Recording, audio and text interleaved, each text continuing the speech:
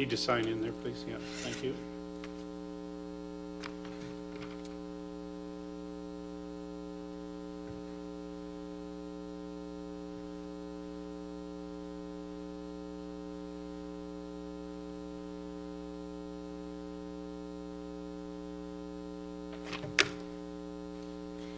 Good evening, everybody, councillors and acting mayor for the time being, deputy mayor, and my fellow residents and other subject matter experts that are here this evening. Thank you very much for being here. Some of us know who you are, but I'm tell us about your to get name. to that. Okay. Thank you for being here. My name is Sara Lear, and I'm a resident of Oshawa, and I also work for a business in Oshawa. I live and work in Ward 4, where the potential site is looking for zoning. I have difficulty identifying with the statistics that were provided by the first delegation this evening. 41 BIA members responded, okay. 903 residents in Durham region, of which 61% were Oshawa. So it's 550 Oshawa residents, against a population of 169,000, which works out to roughly 0.325% of our population. So less than 1%. In fact, if you were to round, you would round down.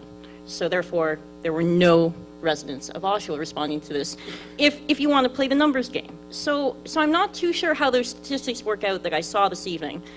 That being said, I am not against a consumption treatment center. I am a no for now, not a no forever. And I'm no for now because I have a lot of unanswered questions. Starting with, Toronto has an overdose prevention strategy, as does Vancouver, where both cities are operating successfully consumption treatment centers. Well, successfully is a debatable word, but in any case, they're able to provide numbers and statistics specifically unique to their cities that are as follows: the weekly number of suspected opioid dose calls by EMS, the number of substance-related emergency department visits per week, the number of hospitalizations due to opioid poisoning. I haven't seen any of these numbers unique specifically to Oshawa's healthcare system that seems to be strained and burdened, which the idea of this center would help to alleviate some of that. Public intoxication is illegal. I'm very confused how, as a city, we're going to promote a facility where known consumption is happening. It's in the name by definition. And we are not holding these clients there until they are sober. We are knowingly releasing intoxicated individuals into our public. I have difficulty grasping how this concept is okay with any of you at all. I don't feel we have adequately addressed the community's concerns and hesitations. Here's a list of 10 easy questions from the presentation that I saw this evening, which perhaps as councillors you have access to more information than I do. So you may already have the answers. If you do have the answers, please provide them to me. You all have my contact information as I've reached out to you previously. So here's my list of 10 questions, and I'm happy to provide them to you at a later date so that you can procure the answers for me. 1, what is the primary goal of this facility? Primary goal. We're talking qualitatively, there's all of these benefits that can happen, this, that, and the other. But what is the primary goal? Is it reduced diseases, or is it lowered overdoses? Is it needle exchanges?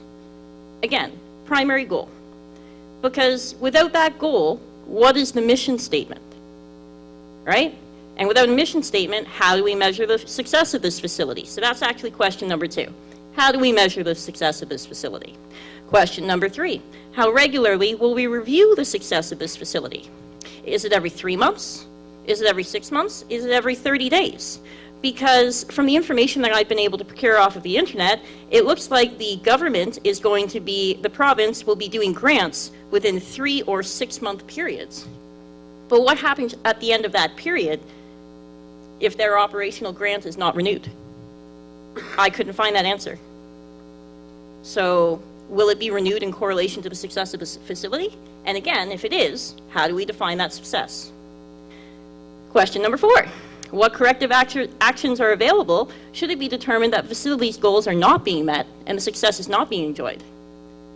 So if this does not go off flawlessly, and there are bumps in the road, what resources are available to the neighboring residences and businesses that are there? How will they raise their concerns, and how will they receive their help? I know you have 6 more points, but you have to wrap up. Your time limit's up. Excellent. How do we monitor the patients released from this facility? And what is the expected usage on a daily basis? If 2 people comes in, is that a win? If it's 20 people?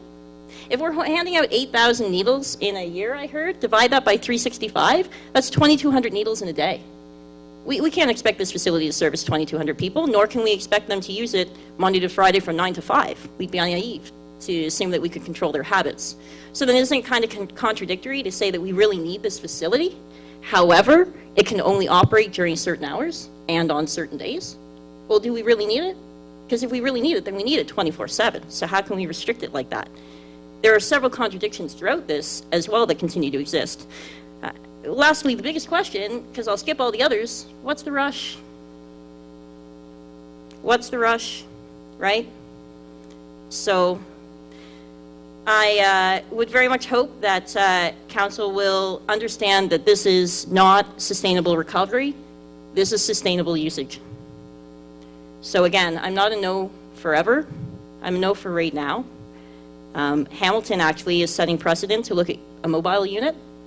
We had a mobile unit here. I believe the pilot program ended in February. They weren't able to determine the success of it due to limited data and statistics. It's a different mobile unit. Understood. However, we've had a mobile program previously. It's continuing. And excellent. And so I would be in favor of a mobile program more so. Thank you. Okay. So any other? No other speakers? I would suggest perhaps maybe we want to have a, sorry? Oh, sorry, I didn't see your hand. Sorry.